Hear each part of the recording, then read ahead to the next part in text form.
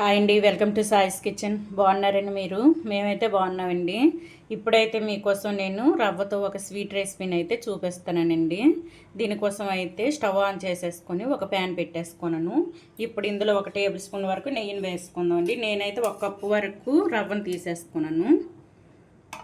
చూడండి, 1 స్పూన్ నెయ్యి వేసేసుకొని ఈ రవ్వనైతే మంచి కలర్లో వేయించుకోవాలండి. దోరగా వేయించుకోవాలి, మంచి గోల్డెన్ కలర్ వచ్చేంత వరకు వేయించుకోవాలండి.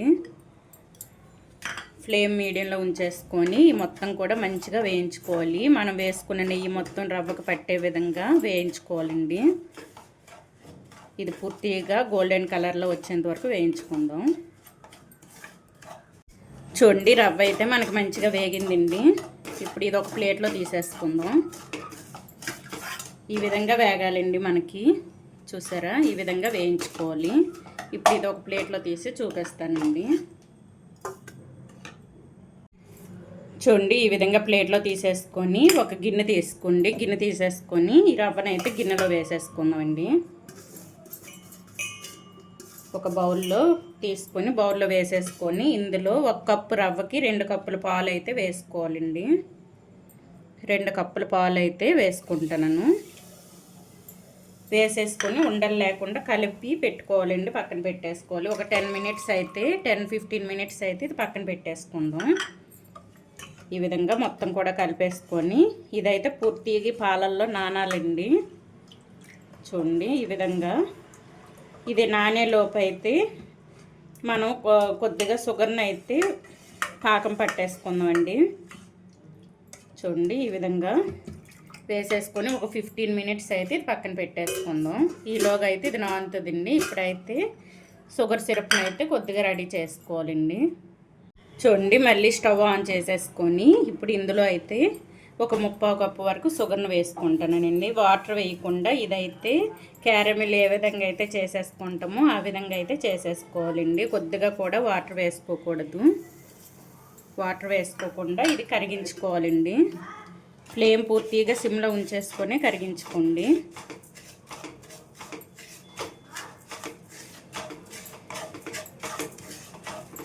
చూడండి, మనకైతే షుగర్ కరగడం స్టార్ట్ అయిందండి. ఇది పూర్తిగా కరిగేంత వరకు ఈ విధంగా ఉంచేసుకోవాలండి.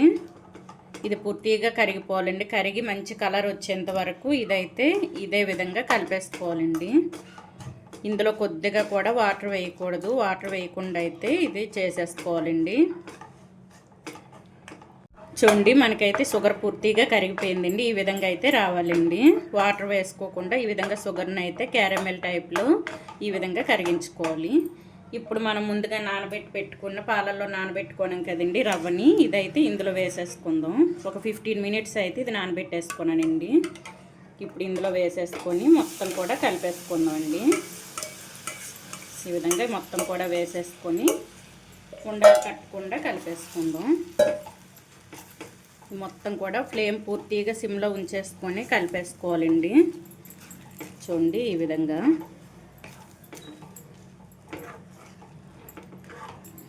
సిమ్లో ఉంచేసుకొని మొత్తాన్ని కూడా మంచిగా కలిపేసుకుందాం.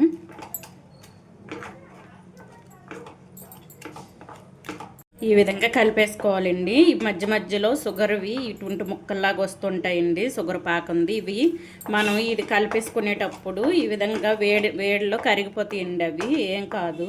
చూడండి, మనం ఇది ఉడికించేటప్పుడే అది కరిగిపోద్దండి. ఇప్పుడు ఇందులో 1 టేబుల్ స్పూన్ వరకు నెయ్యిని వేసుకుందాం. అంతే అండి. వేసేసుకొని మొత్తాన్ని కూడా కొద్దిగా ప్యాన్ నుంచి విడినంత వరకు కలిపేసుకోవాలి. ప్యాన్ నుంచి సపరేట్ అవ్వాలండి మొత్తం కూడా. అంతవరకు ఇది పూర్తిగా కలిపేసుకోవాలి. ఈ విధంగా ఫ్లేమ్ పూర్తిగా సిమ్లో ఉంచేసుకొని ఈ విధంగా కలిపేసుకోండి. సిమ్లో అయినా మీడియంలో అయినా ఉంచేసుకొని కలిపేసుకోవాలి. చూసారా, మనకు దగ్గర పడడం స్టార్ట్ అయింది. రవ్వ కదండి, దగ్గరే పడిపోద్ది. కానీ మనం మీడియంలో ఉంచేసుకొని లేకపోతే సిమ్లో ఉంచేసుకొని మొత్తాన్ని కూడా ఉడికించుకోవాలి. మంచిగా నానబెట్టేసుకోవడం కదండి 15 మినిట్స్. ఇది తొందరగానే ఉడికిపోద్ది. మొత్తం కూడా పూర్తిగా ప్యాన్ నుంచి పడాలండి. విడేంత వరకు ఈ విధంగా కలిపేసుకోవాలి. ఇందులో కొద్దిగా యాలక పొడి వేసుకుందాం. ఒక హాఫ్ టేబుల్ స్పూన్ వరకు యాలకుల పొడి వేసుకోండి.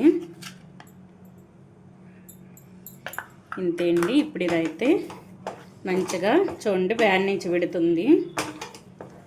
పూర్తిగా విడాలండి, కొద్దిగా కూడా దీనికి అంటకుండా వచ్చేటట్టు కలిపేసుకోవాలి. అంతవరకు కూడా ఈ విధంగా కలుపుకుంటూ ఉండాలండి, లేకపోతే ఉండకట్టేస్తుంది. చూసారా సాఫ్ట్గా ఈ విధంగా ఉండాలి మనకి. చూడండి ప్యాన్ నుంచి అయితే పూర్తిగా సపరేట్ అయ్యిందండి. ఇది ఎక్కడ కూడా షుగర్ మనకి లేదండి, ఆ పాకం పట్టింది. కొద్దిగా కూడా ఎక్కడ లేదు, చిన్న చిన్న ముక్కలుగా ఉంది కదండి ముందు మనం వేసేటప్పుడు. చూసారా మొత్తం కూడా కరిగిపోయింది. ఇప్పుడు ఇదైతే ఒక కంటైనర్కి నేనైతే నెయ్యిని పెట్టేసుకున్నానండి. మీరు కేక్ చేసే కప్పుకైనా నెయ్యి పెట్టేసుకొని ఈ విధంగా డ్రై ఫ్రూట్స్ని వేసుకొని ఇందులో అయితే రవ్వను వేసుకుందామండి. చూడండి ఈ విధంగా అయితే నెయ్యి అప్లై చేసేసుకొని డ్రై ఫ్రూట్స్ని అయితే వేసేసుకున్నాను. ఇప్పుడు మొత్తాన్ని కూడా ఇందులో వేసేసుకుందాం. ఇదైతే మంచిగా వేసేసుకోవాలండి. చూడండి ఈ విధంగా అయితే కంటైనర్లో వేసేసుకొని పూర్తిగా చేతికి నెయ్యి అయినా ఆయిల్ అయినా పెట్టేసుకొని స్ప్రెడ్ చేసేసుకోవాలండి మొత్తం కూడా. ఈ విధంగా స్ప్రెడ్ చేసేసుకొని ఇదైతే పూర్తిగా ఆరాలండి మనకి. పూర్తిగా ఆరినంత వరకు అయితే పక్కన పెట్టేసుకుందాం. ఇది పూర్తిగా ఆరిన తర్వాత అయితే ముక్కలు కట్ చేసి చూపిస్తానండి. ఈ విధంగా స్ప్రెడ్ చేసేసుకొని ఇది పూర్తిగా ఆరిన తర్వాత చూపిస్తానండి. చూసారా ఈ విధంగా చేసేసుకోవాలి. చూడండి మనకైతే రవ్వ స్వీట్ అయితే రెడీ అయిపోయిందండి. ఇదైతే పూర్తిగా ఆరిపోయింది, చల్లగా ఉంది. ఇప్పుడు దీన్ని అయితే సైడ్స్ ఈ విధంగా చాక్తో కొద్దిగా లూజ్ చేసేసుకోవాలండి. ఈ విధంగా సైడ్స్ లూజ్ చేసేసుకొని ఇదైతే ఒక ప్లేట్లో తీసేసుకుందాం. ఇప్పుడైతే ఒక ప్లేట్లో తీసేసుకుందాం అండి.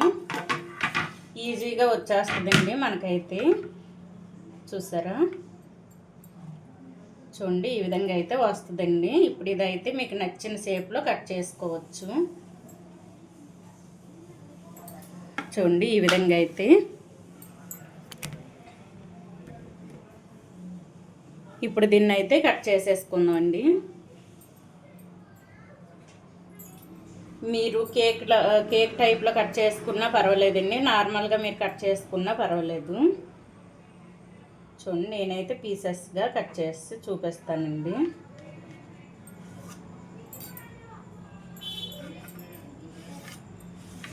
ఈ విధంగా చిన్న చిన్నగా అయినా కట్ చేసుకోవచ్చు, పెద్ద ముక్కలుగా అయినా కట్ చేసుకోవచ్చండి. అంతే అండి. ఈ విధంగా కట్ చేసుకొని ఒక ప్లేట్లో పెట్టేసుకుందాం.